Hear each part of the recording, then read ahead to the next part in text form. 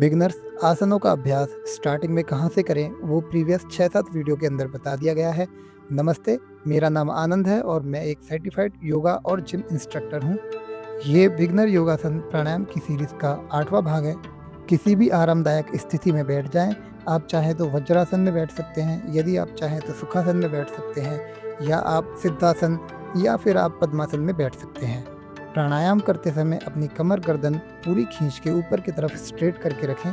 मैं स्टार्टिंग के 2-3 प्राणायाम में वज्रासन बना के रखता हूँ, उसके बाद में मैं पद्मासन पर बैठकर शेष प्राणायाम करता हूँ।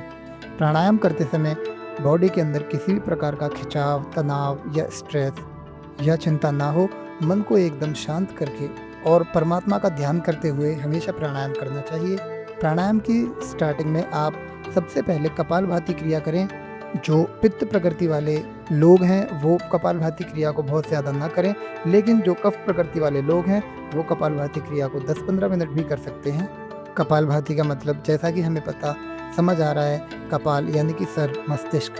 तो जो भी कफ प्रकृति वाले लोग हैं, कपालभाति उनके शरीर को गर्म करके कफ रोगों में बहुत ही ज़्यादा लाभदायक होता है। कपालभाति क्रिया को न तो बहुत ज़्यादा तेज़ी से और न बहुत ज़्यादा धीरे करना चाहिए, बल्कि एक मध्यम गति से, यानी कि 1 सेकंड में 1 स्ट्रोक के साथ ही इसका अभ्यास करें। कोई भी प्राणायाम की क्रिया या प्राणायाम का अभ्यास करते समय ज्ञान मुद्रा, अपान मुद्रा, वायु मुद्रा लगाकर बैठें। यहाँ मैं कुछ समय के लिए अपान वायु मुद्रा का उपयोग करता हूँ। अपान वायु मुद्रा को हृदय मुद्रा भी कहते हैं। इस मुद्रा का अभ्यास करने से आपका हृदय मजबूत बनता है और ये अस्थमा के रोगों में भी बड़ा लाभदायक मुद्रा सिद्ध होती है। कपालभाति क्रिया करते समय पूरा शरीर नहीं हिलना चाहिए, बल्कि आप अपने पेट, जो बेली बटन है, सांस छोड़ते समय वो हिस्सा आपका अंदर जाता है।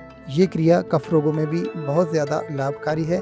जिसको भी खांसी, जुकाम, नज़ला आदि की समस्या रहती है वो भी इस क्रिया को कर सकते हैं। प्राणायाम के दूसरे अभ्यास में हम करेंगे भस्त्रिका। वैसे तो भस्त्रिका करने के भी 2-3 प्रकार होते हैं, लेकिन यदि आपको टाइमिंग के साथ भस्त्रिका क्रिया करनी है, भस्त्रिका प्राणायाम करना है, तो आप 1-2 सेकंड में सांस लें और 1-2 सेकंड में सांस छोड़ें। जैसा कि मैंने वीडियो में बताया है कि सांस लेते समय अपने हाथों को ऊपर की तरफ ले जाएं और जब सांस छोड़ें तो हाथों को नीचे की तरफ ले आएं। इस तरह से यदि आप भस्त्रिका करेंगे तो आप पूरी टाइमिंग के साथ कर पाएंगे और इसका पूरा ही लाभ मिलेगा। आज की इस वीडियो का आखिरी प्राणायाम है अनुलोम विलोम। अनुलोम विलोम हमारी चंद्र नाड़ी और सूर्य नाड़ी को एक्टिव करके उसका बैलेंस बनाकर रखता है। पूरी बॉडी के सभी रोगों को दूर करने के लिए अनुलोम विलोम ऐसा प्राणायाम है जो सभी के सभी रोगों में काम करता है। इस प्राणायाम को आप वैसे तो खाली पेट ही करें, लेकिन यदि आप किसी रोग से ग्रसित हैं तो आप खाना खाने के बाद भी कर सकते हैं, खाना खाने से पहले भी कर सकते हैं। इसे आप लेटकर भी कर सकते हैं, बैठकर भी कर सकते हैं। लेटकर उन लोगों के लिए है जो बैठने में सक्षम नहीं हैं। जनरली अनुलोम विलोम भी 2-3 प्रकार से किया जाता है, जिनमें से ट्रेडिशनल और इफ़ेक्टिव प्रकार 2 ही हैं। तो पहला प्रकार है, सबसे पहले अपनी दाईं नासिका को बंद कर 3 से 5 सेकंड में बाईं नासिका से श्वास लें और फिर बाईं नासिका को बंद करके दाईं नासिका से जितने समय में सांस ली है उतने ही समय में सांस को छोड़ें। जैसे जैसे आपको लगातार अभ्यास होता जाए, आप काफ़ी दिन होते जाएं आपको प्राणायाम करते हुए, तो सांस लेने की और छोड़ने की टाइमिंग भी आप बढ़ा सकते हैं और बढ़ानी ही चाहिए। दूसरा प्रकार है, जैसे आप 5 या 10 सेकंड के अंदर दाईं नासिका को बंद करके बाईं नासिका से श्वास ले रहे हैं।